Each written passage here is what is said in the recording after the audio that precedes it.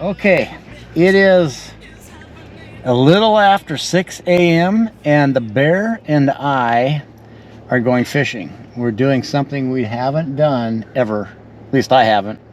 We are going musky fishing. So we have a 2-hour drive ahead of us to Park Rapids. We're going north of Park Rapids somewhere with Baldy's guiding service, and I'll put a link in the video for him. But he's taking us fishing. He's taking us musky fishing. So the fish they say of 10,000 casts. So we're gonna try to make 10,000 casts this morning and catch one. Hopefully less. We'll report back later.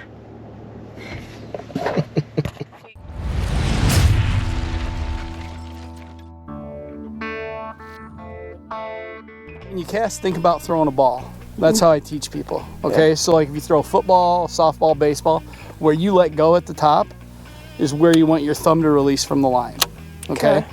You don't have to cast hard or fast. If you have a really long rod, let the rod do the work, right? Because So what I do is use it so that with this handle at the bottom, this will really help you with casting. I think of push-pull. So I'm going to push with my right hand. I'm going to pull down with my left arm. Get a snap in. Yep. Because the rod will do the work for you. So I'm going to push the button. I'm holding the line. Okay. I'm going to let go now. And then I'm going to stop it right before it hits the water. Then you just click it over. And on this one, I just want you to retrieve it about this speed. So it's like a nice, like just even, like nice and steady. Yep. Yeah, because then the muskies will have time to see it and like kind of swim up to it. You can't out crank them. Yeah. If they want it, they'll get it. Probably the fastest you could crank one of these in is 3 miles an hour. Muskies and pike can hit speeds and bursts over 25 miles an hour. So yeah. If they want it, they're gonna get it. So then I just pull the bait along the side. I'll make one big circle. Okay. Watch behind the bait. If nothing's there, we're gonna cast again. Yeah. Okay. If there's a fish there, and what I do is I stand right behind you, and I'll be watching all the time. A lot of times on top water especially, you'll see the fish coming because they're like right on the surface. Yep, they'll come right up behind it. Now they don't do that all the time. Sometimes you'll be throwing it, and between where we are and the visible weeds you can see here, there's a bunch of weeds under the surface. Okay, they love hanging out.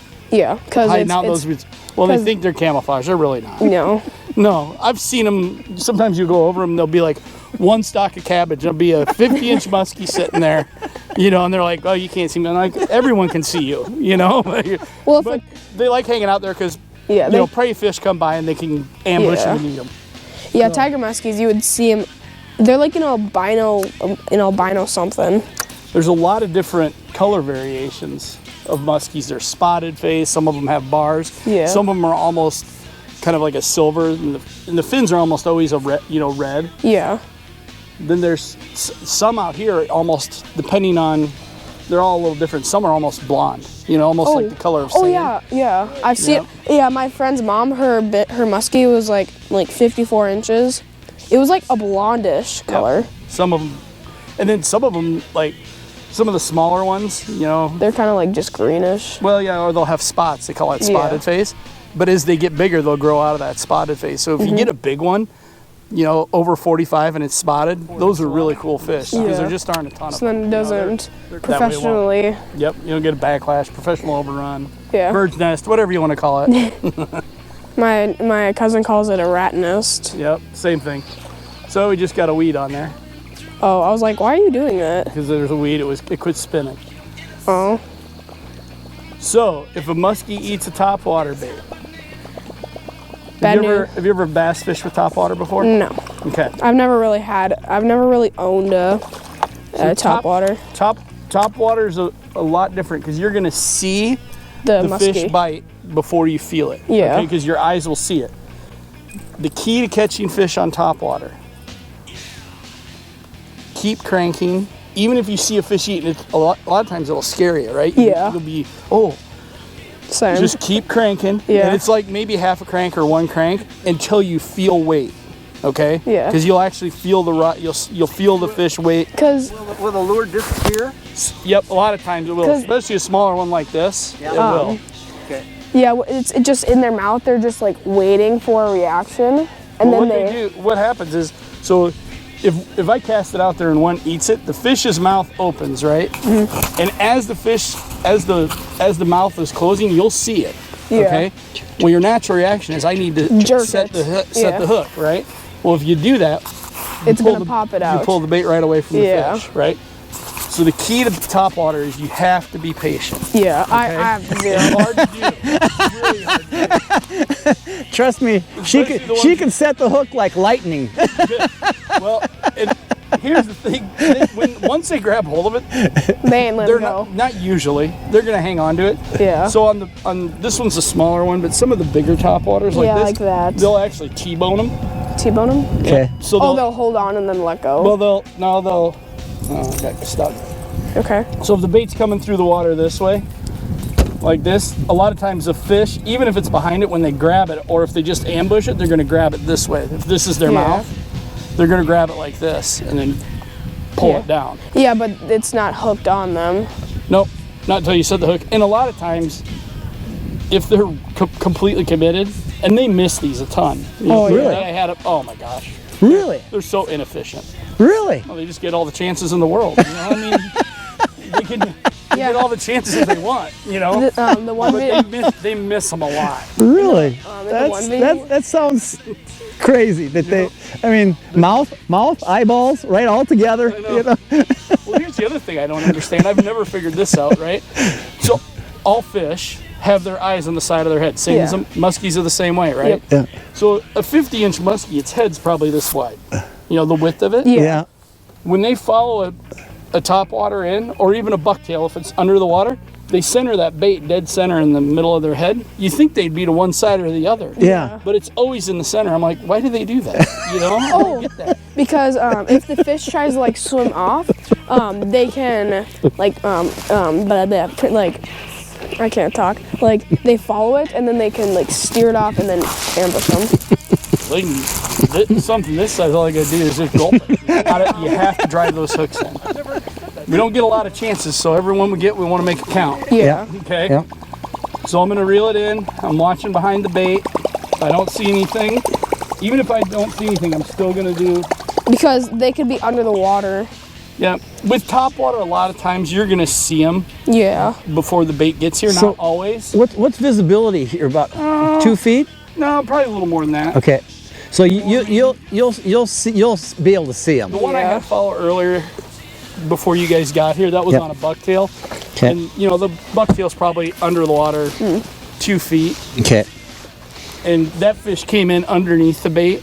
And I did my first turn on my figure 8, and then she came up and snapped around on that first turn. And then when I pulled it back this way and turned again, then she just said, "I'm out of here." You know, she didn't want to, I'm going to let you try it. Okay, you ready? So, yep, you got it. You can come over here. Push the button. See? Stop it right Stop. before it hits the water. Yep. Now, you can Keep it- either hold here. You can hold the reel. Don't Yeah. hold the trigger. So see what's most comfortable for you. Yeah, this is. Okay, so point the rod down a little more. So when you're reeling in, point the rod right at the bait. Keep going, keep going. Big turn. We got a lot of. So we didn't have any wind yesterday here. So all this vegetation, we need some wind to get this junk out of here. Oh, okay. You know, because it fouls up your lures, and it's not quite as bad as some of the other spots that I checked earlier.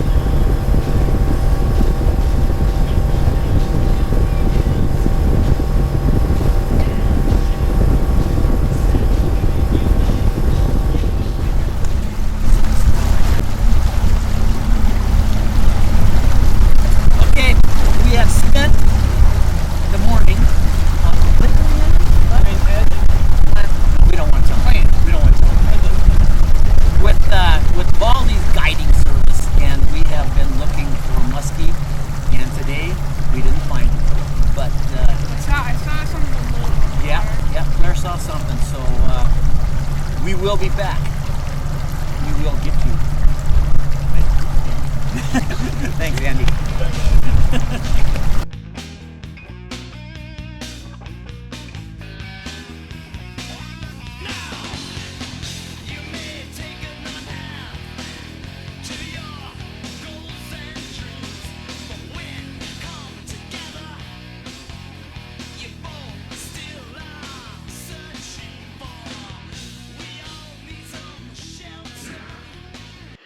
Hey everyone, this is the DOT of the Bear Outdoors. Bear and I wanted to dedicate this episode to my brother Jim. When Jim turned 15, he decided he was going to fish for musky and musky only. So for the next 16 years and until the day he died at 31, he fished every stream, river, and lake he could find in north central Minnesota. For 16 years he fished and never did catch this fish. For this reason, Bear and I are going to continue fishing for the elusive muskie, and we are going to catch that thing for Jim. We gave it our best shot last Sunday, and we will get after it again next summer, if not sooner. I have no doubt that Bear will catch this fish. Mr. Bro,